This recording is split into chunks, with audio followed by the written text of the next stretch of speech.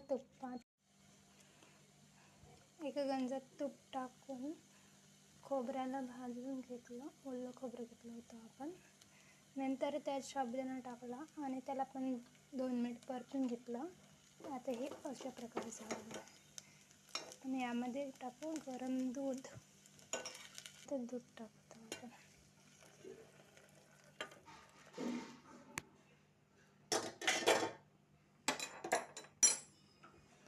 तर मस्त याला 2 उकळ्या येऊ द्यायच्या.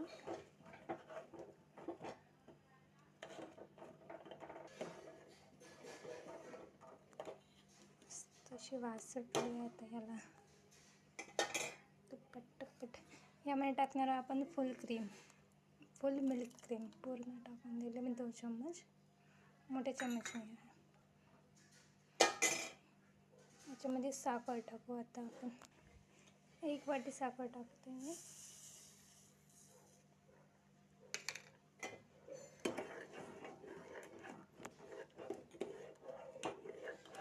यामध्ये टाकू आपण आता थोडीशी इलायची पावडर.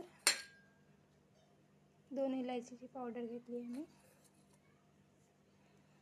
आणि बदाम. यामध्ये आपण ड्रायफ्रूट पावडर, मखाना पावडर छान लागते यामध्ये टाकून.